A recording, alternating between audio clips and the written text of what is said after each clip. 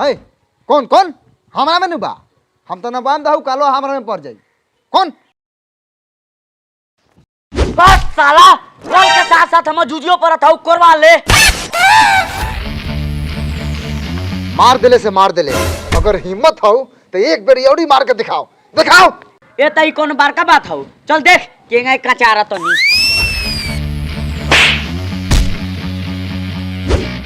खींच तो बरन लेकिन तू एक बेर यौड़ी मार के दिखाओ कि हमरा पूरा खींच मारो ले हट देख रुक मलार खीस बरो कहले बारा का जानी तोरा कहिया खीस बरी तोले मारत मारत मुंगा दी सरवा ए ये कहना तो हमर ननकी छौरा बा बागे छौरा तभी उखड़ ही नहीं खे ना तो अभी ले तोरी बहिन करे के लेके के माटी कोड़ करके हला दे रहती लेकिन चाचा ये गलती बात बा जाना जूते के लाते में के मारत रह लोगन हम कसम से कहते नहीं हमर हियां ले जमीन निकलेला ए तो पड़लो तो ठीक बा जे घर बनवाई ते घेरवा लिए आ कि आजे दूरा कौन बे रह दे अभी दूरा फैली शादी ब्याह के दिन बा केकर बियाह बा हमर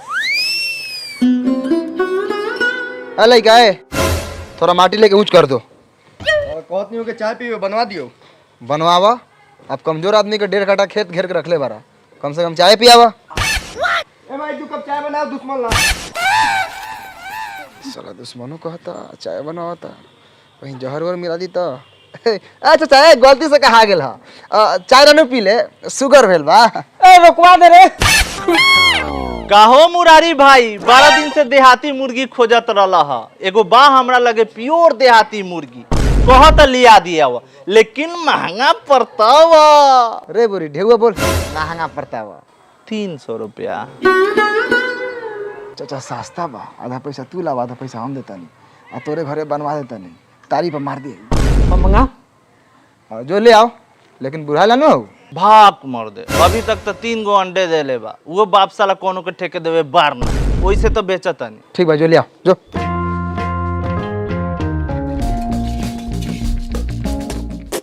ये जो निसवा के माई मुड़ी पर घाम आ गेल कब बनी नाश्ता मुड़ी पर घाम आ गेल तो हम का करी कहता सारे सरी खोल के चूल्हे में घुस जाई ए हमर धन खिसियात काहेला बारू आज हमरा बड़ा मन कोइल बा और कोच खाए के ई बुढ़लंडा के तीनों टाइम चाहिए अंडा एकरा बाबा सिरो जोर नहीं खेलू करत हमनी बेटा मतारी के बा तरस के रह गेल बा खाएला अंडा ए सुना हमार मेहरारू नहीं खाएंगे अंडा तो उठेगा कैसे डंडा ये अंडा के कमाल बाकी काल 2 कट्ठा कोड़नी तो हमनो रुपये भांटा ए जी सुनी ना करिश्मा के तो एक बार से था पता नहीं खे तरवा कैसे खिला दिया और कोच हैं कोनो था पता नहीं के रुका हम खोज के ले आवता नहीं ओह बड़ा चटकार बा लागत चाची के अचार चुरा के खाता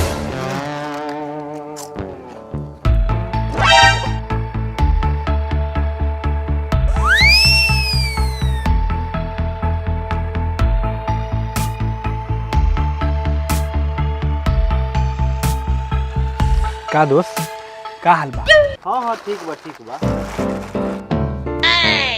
कोनियो दोस्त की आज हमरा घरे छठियार बा ओहियो ना भोज खाए हाँ ठीक बा आ जाए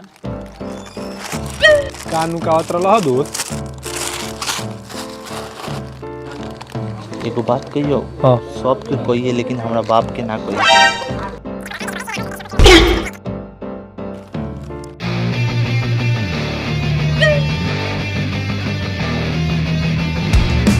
करे छावड़ा सा हमर करिश्मा के देख ले भोरे से केनहू नहीं खेलौ कर करिश्मा के जब भेज देलो गोविंदवा ठीक मतलब कथी कहे के चाहता रे मतलब तोर करिश्मा के बेच देलवा अरे बाप रे बाप अब हमर कोदारी के पेट कैसे उठी रे दादा करे साला तू ई का कर ले रे रे साला तूहे नु कहले ह कोनो के ना कहिए खाली हमर बाप के कहिए ई साला हरामी लड़का हमरा करिश्मा के पेट के भुजिया खाता ऐसे अच्छा हमर जुजिया खाई आज साला के ना छोड़ा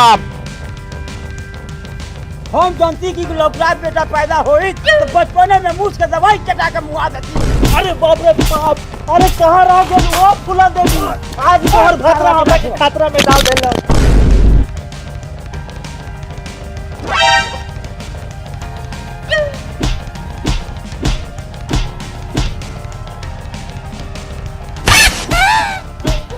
अरे बाप रे बाप हमर सुगा लेखा बेटा के त मार के मुआ देलक। सुगा लेखन बेटा कहा तारू भोसरो ई सरवा काग बा काग हमर सोना लेखन मुर्गी बेच के खा गेल बा।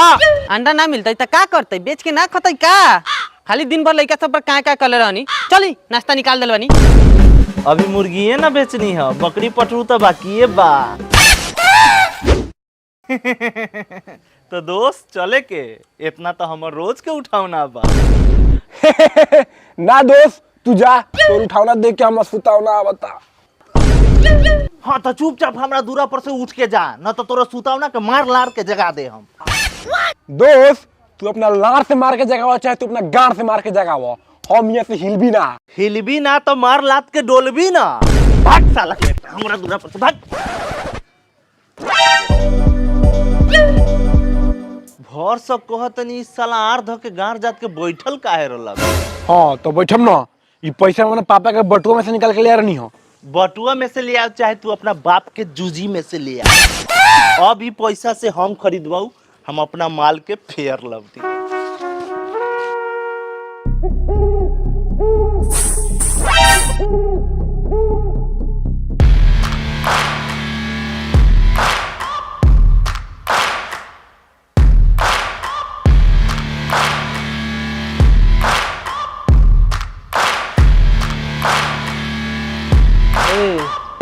अंजलि उठा ना, गाड़ में मच्छर काटता, बुला ले लू सुतल बारू।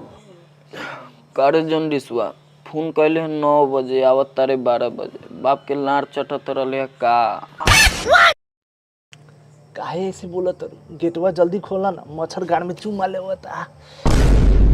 अच्छा ठीक बा सरह बतावा तनी तोरा के। अब रगवे हमरा लगो प्लस ना लेनी है का। ओ से महंगा ले आइल बानी, हई देखो 100 रुपया के पेलल लवली लगा दी का।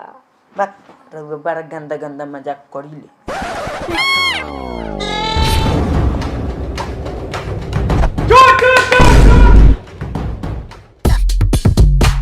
केने गोल साला ये गोरी खोसी पकड़ी के बड़ा चोरी होता। ए मर्द कालुए हम 5 गो बोका उठा ले लेबा। चलो चल एक बार खाली भेटा जाओ, आड़े से दाब के प्राण निकाल ले। का बैठे गुर भाई पकड़ाल की ना, हमारा से तेज भगे सरव के लइका पकड़ा जे त मार लात के मुआ दे हम। नाच न जाने आंगन टेढ़ा।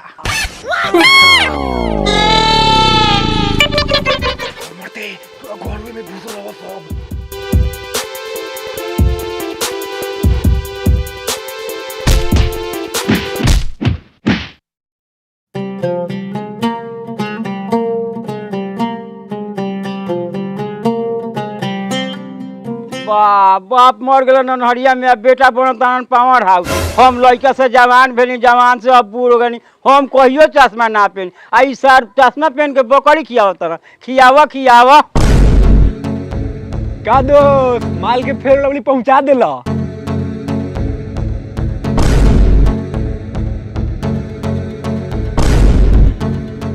दोस्त तू तो बड़ा सुअर लागता रह, फेर लवली रिएक्शन क गेलो का। का बताइए दोस्त, रतुमाल से मिल के आवत रहनी, साला कोरिया पैसा से टकराव हो गेल, वैसे फोन मार गेल। हम तो सुन रही कि लोग अनहरिया में गाछ वृक्ष से दीवार से टकरा ले, लेकिन तू तो तियत के गांड मरले बड़ा, भैंसी से टकरा देता रहा। लेकिन एगो बात हमरा पचत नहीं के, वो अनहरिया रात में भैंसा के हर कैलक तो हर कैलक कौन। दोस्त ज्यादा जोर पर दिमाग मत दो, वो भैंसा के हर काय वाला हम ही बनी। सुन ना बबू, फुफियाला से कुछ ना होता। हाय देखा दोस्तों वीडियो।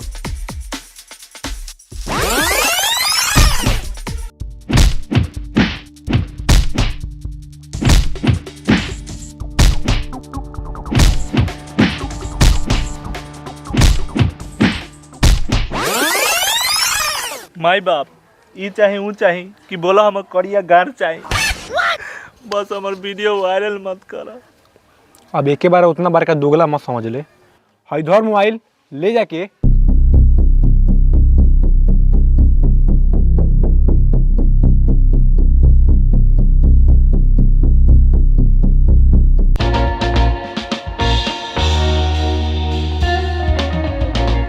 साला के चक्कर में कैसन कैसन दिन देख के पड़ता।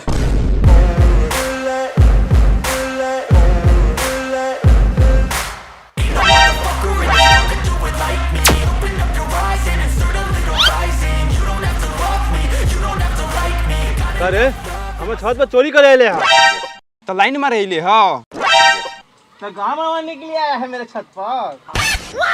भैया हम दोगला चोद वाली की तोरा छत पर आई नहीं है। चोरी करे के नाम लगा तो काहे ले छत पर? काहे ले हां? उठा खा जाएगा बाजा फोड़।